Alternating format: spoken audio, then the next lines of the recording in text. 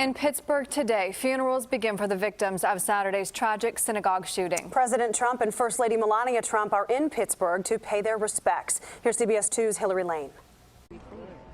The city of Pittsburgh began saying goodbye Tuesday to the lives lost in the Tree of Life synagogue shooting.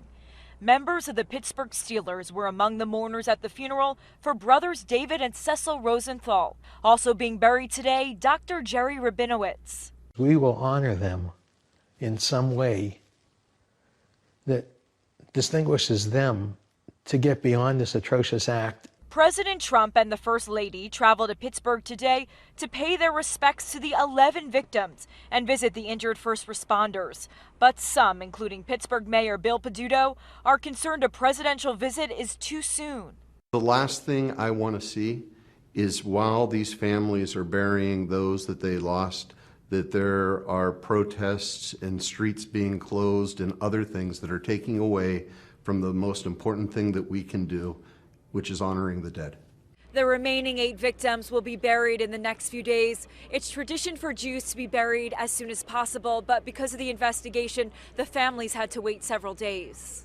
Suspected gunman Robert Bowers was in a wheelchair during his brief court appearance Monday. He faces numerous charges, including federal hate crimes, which could carry the death penalty.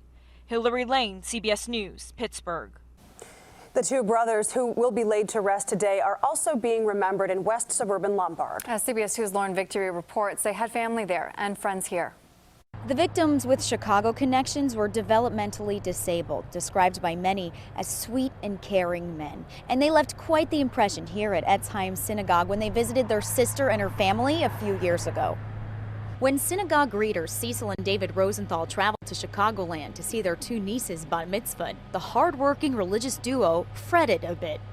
I know for them that it was a major trip to come out here and give up their greeting at their own synagogue in Pittsburgh. Their Pennsylvania house of worship was their second home, many say. The Tree of Life Synagogue was also the last spot the brothers were alive. Etzheim members discovered the Chicago connection to Saturday's mass shooting when fellow congregant Diane, the Rosenthal sister, called the rabbi. We're one big family here, and family takes care of family. We celebrate the good times, and we get each other through the tough times. And that's what we're going to do for Diane. We're going to get her through this very tough time. The Etzheim community observed a small service for all of the Pittsburgh victims on Sunday. Now synagogue leaders are planning an interfaith service on Friday night with at least 10 different clergymen and women to help the greater community heal in this confusing time. And I just don't understand why they were targeted and why any of us are targeted. We're just trying to be good people. Unfortunately, Etzheim is no stranger to hate crime. We're told a man busted windows, wrote derogatory phrases on doors, and laid down a hatchet outside a few years ago. Since then, and in the wake of this Pittsburgh tragedy, they've enhanced security here, though temple leaders wouldn't say how. I'm Lauren Victory reporting in Lombard, CBS 2 News. All right, Lauren, thank you.